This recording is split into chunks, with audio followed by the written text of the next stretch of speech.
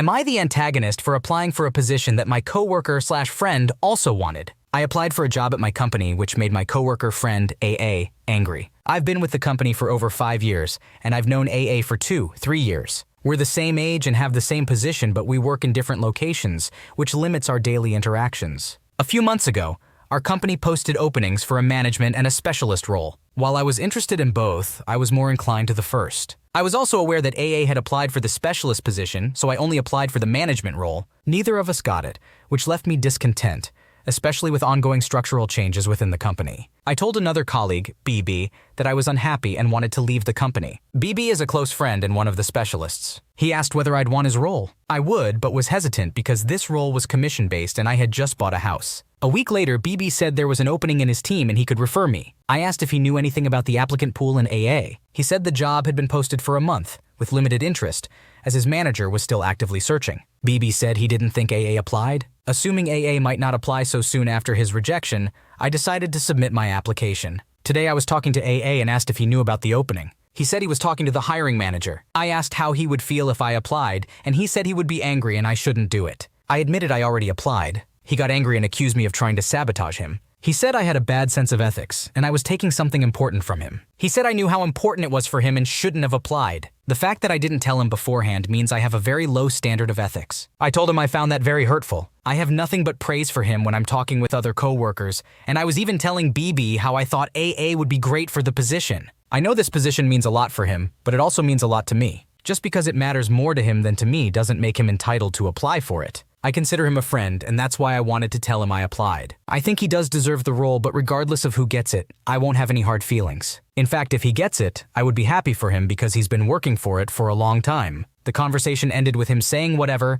and guilting me by saying if he doesn't get it, he'll have no choice but to leave the company, so he will spend the weekend applying to other companies. I don't think I'm the a-hole here. Could I have handled it better? Sure, I could have talked to him first. That said, that shouldn't stop me from applying. If the roles were reversed, I would wish him nothing but the best and support him. I feel like because we're friends and this means a lot to him doesn't mean I should give up my own development. You had every right to apply for the job, especially since it was a referral from another colleague. It's not your responsibility to ensure that AA is aware of all job openings or to put his feelings before your own career development. You even expressed that you would be happy for him if he gets the job. The fact that AA got angry and accused you of sabotaging him seems unfair and unreasonable. It's unfortunate that AA feels hurt, but that shouldn't prevent you from pursuing your own opportunities. Am I the antagonist for refusing to drive my sister to school for a week? I'm currently in my last year of high school. I can drive myself to school and back every day. As of the start of this year, my sister started attending the same high school as me. I offer to drive her to school every day, even though it is about a 15-minute walk to school. First, our school starts at 8:30 a.m.,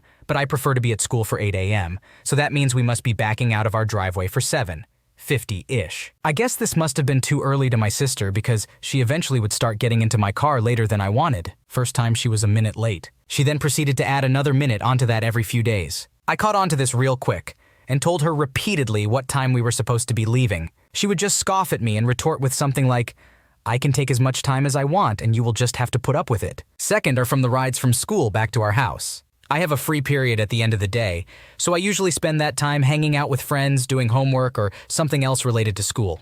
But I sometimes leave early. My sister has an issue with this, simply because she doesn't want to walk the 15 minutes back home. What is really aggravating is she said I need to make it up to her for making her walk, which I think is just stupid. Today was the last straw for me. We ended up leaving 20 minutes later than we were supposed to.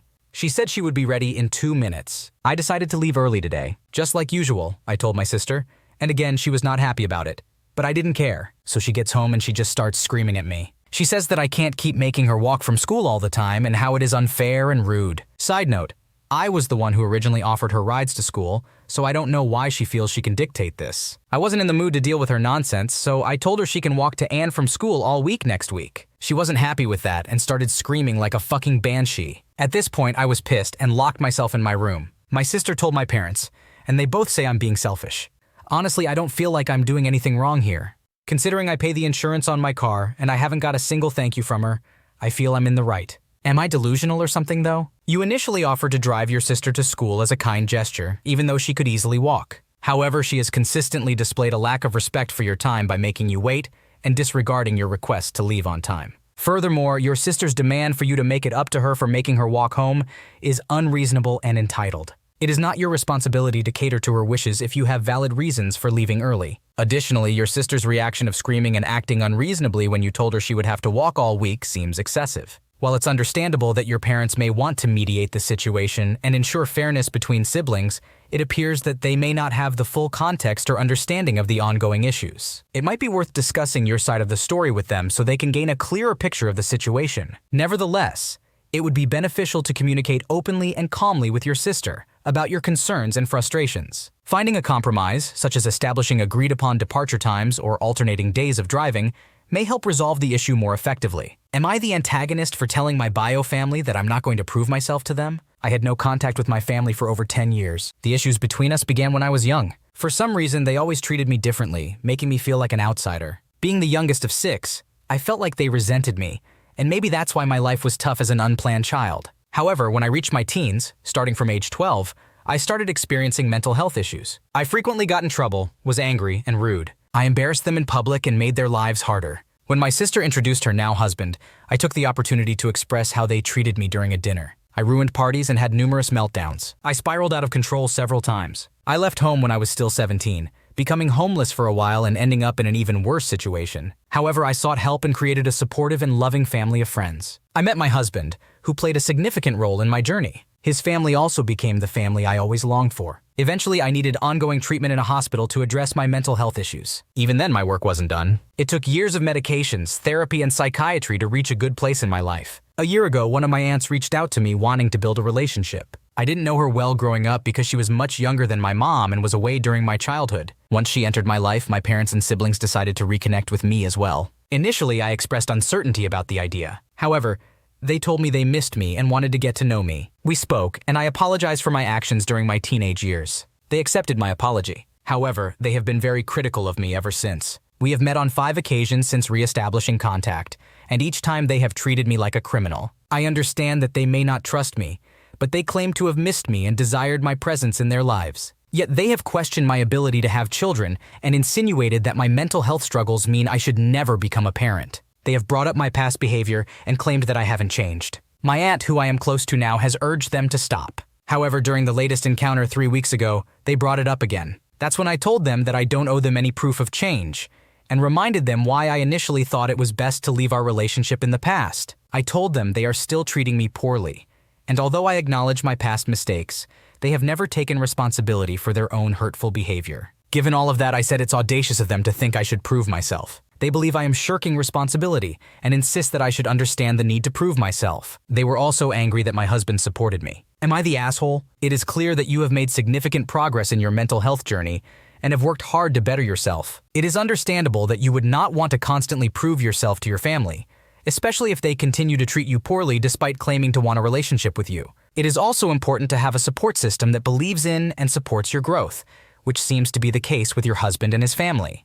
Your family should be more understanding and supportive, rather than judgmental and critical. It may be best for your own well-being to maintain the boundaries you have established and continue focusing on the positive relationships in your life. Am I the antagonist for treating my daughter and stepdaughters equally? I am a 31-year-old man, and for a few years, I dated a woman named Kate, who is now 29 years old.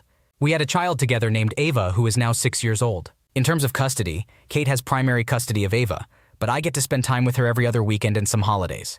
Despite our past differences, Kate and I have managed to reach a point where we are on good terms. Ava used to spend time with me after school, and I had the freedom to see her whenever I wanted. About 2 years ago, I met my fiancée, Allie, who is 32 years old. Allie is a single mother to 2 girls, May, 8 years old, and Leah, 7 years old. Ava had the opportunity to meet both May and Leah, and it seemed like they got along well whenever they spent time together. Eventually, I proposed to Allie, and we have been living together for a few months. Unfortunately, this is when the problem started. Now that Ava is living with Allie and me, she has to share a room with May and Leah. Since then, Ava has been throwing tantrums, refusing to sleep in her room, fighting with her sisters, and crying all the time. The situation has become quite challenging, especially considering their schooling. May and Leah used to attend a public school, but now I pay for them to go to a private school, which costs 3,000 units of currency per month for each child. It's important to note that Kate comes from a wealthy family, and although I am financially comfortable, I do not have as much money as she does. Kate has always wanted Ava to attend the same school she and her family attended, and this year, she enrolled Ava in that school, which costs a staggering 10,000 units of currency per month. Ava keeps boasting to her sisters about how great her school is, which makes May and Leah feel sad. Recently, Allie asked me to either transfer Ava to the same school as May and Leah or send all 3 girls to a different school altogether. However, I explained to Allie that I cannot afford to pay for all 3 children's education, as I make only 23,000 units of currency per month. I informed her that Kate is the one covering Ava's tuition. Unfortunately, Allie became very upset and called me out for favoring one child over the others. She claimed it was unfair for Ava to attend a fancy school while her own daughters were stuck in a less desirable one. A few days ago, Kate threw Ava a slumber party and invited all of Ava's friends, excluding May and Leah. I discovered this through Instagram and Allie was understandably furious. I had a conversation with Kate about it, and she explained that Ava didn't want May and Leah there, and she refused to force Ava to include them. Kate then abruptly ended the call, making it clear that she did not see May and Leah as her responsibility. When I arrived home on Friday, I found Ava in a state of hysteria. Allie had reportedly informed Ava that she would be leaving her current school,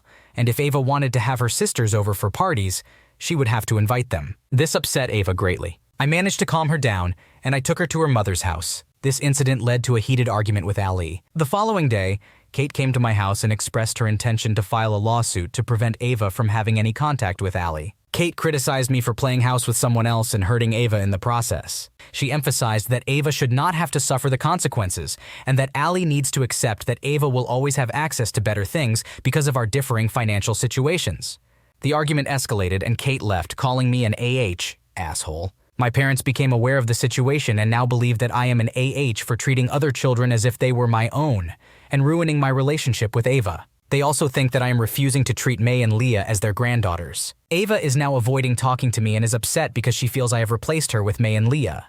So in this complex situation, am I the asshole? You are favoring Ava over May and Leah by allowing her to attend a more expensive school and refusing to pay for all 3 girls to attend the same school. This creates an unfair and unequal dynamic between the 3 children and can lead to feelings of resentment and exclusion for May and Leah. Additionally, May and Leah were excluded from Ava's slumber party, which understandably upset Allie. Allie's suggestion to either have all 3 girls attend the same school or for Ava to join May and Leah's school seems reasonable and fair. However, you disregarded her concerns, failed to address the issue, and instead got into a fight with her. Furthermore, your parents are also disappointed in your behavior, suggesting that you are not treating May and Leah equally to Ava, which further supports the idea that you are favoring Ava over the other girls. Overall, it seems like you are neglecting the emotional well-being and equality of May and Leah in an attempt to prioritize Ava.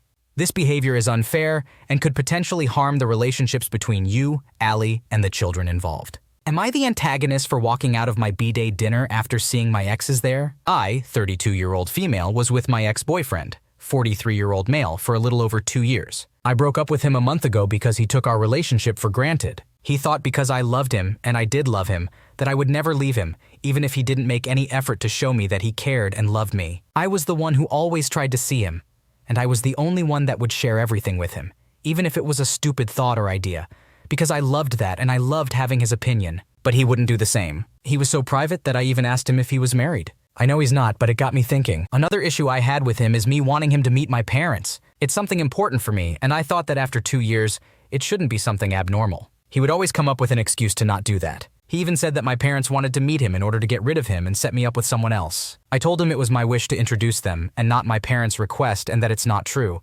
My parents would never set me up with anyone. They let me pick who I want to be with. It was after this that I thought maybe we wanted different things in life and that we should go our separate ways. Anyway, coming to the reason why I'm posting here.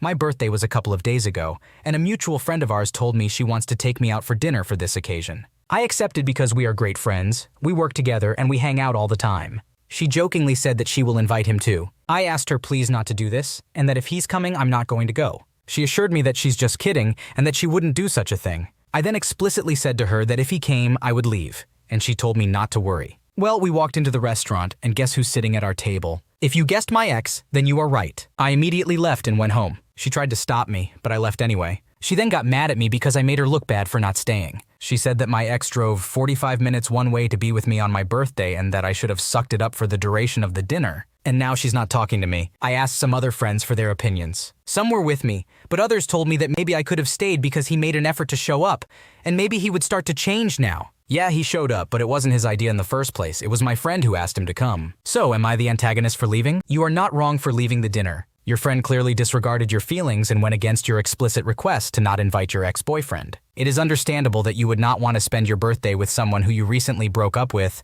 due to feeling unappreciated and unloved. Furthermore, your friend's reasoning for insisting that you should have stayed is flawed. Just because your ex made an effort to show up does not mean that he would suddenly change and start treating you better. It was not his own initiative to come, but rather your friend's invitation. Your ex should have respected your wishes and declined the invitation if he truly cared about your feelings. Your friend's actions and subsequent anger towards you for leaving only further demonstrate her lack of consideration for your emotions. You were justified in removing yourself from a situation that made you uncomfortable and upset. Would I be the antagonist if I didn't pay for my stepkids' private schooling? I, a 36-year-old woman, have one child who is 13 years old. My husband, who is 46, has 4 children with his ex-wife, ages 13, 11, 8, and 6, respectively. Their divorce was amicable, and he willingly provides financial assistance to his ex-wife, as she was a stay-at-home mom. This amounts to nearly $8,000 per month. He earns $250,000 annually, approximately $15,000 per month net, while I earn $400,000, around $23,000 per month, varying.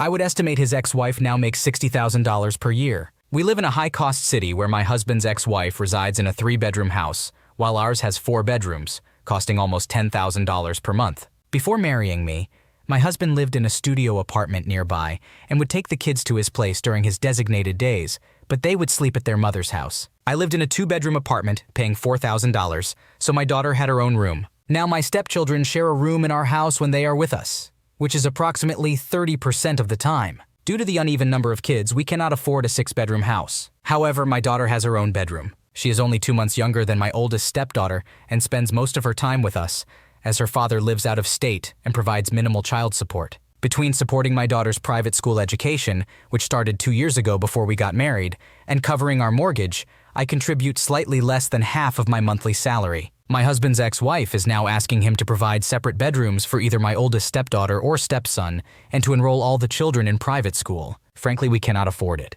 While I am currently making good money, I was living paycheck to paycheck for most of my daughter's life. I had to deplete my retirement savings and accumulate significant debt, approximately $100,000, to start my business, which only began thriving last year. She claims that I treat my child as the favorite. However, I have always emphasized academic values in my daughter's upbringing, and she consistently earns excellent grades. She has ambitious dreams for the future. The other kids are wonderful, but they do not prioritize education as much. I'm not passing judgment, but they have been raised differently, and that is okay. I suggested to my husband that we can consider private school for each child individually as they get older, potentially when they need more academic rigor. However, enrolling all 5 kids in private school is simply not feasible for us. I feel like I'm expected to foot this bill solely because I'm successful, but I also need to secure my long-term financial stability. While my husband has a substantial retirement fund, of which his ex-wife is entitled to half, I have no such safety net if my industry suffers a downturn. My career is only half as old as his, and I do not possess the same level of wealth. I asked my daughter how she felt about sharing a room with her stepsister, and she expressed a preference not to since the kids tend to be messy.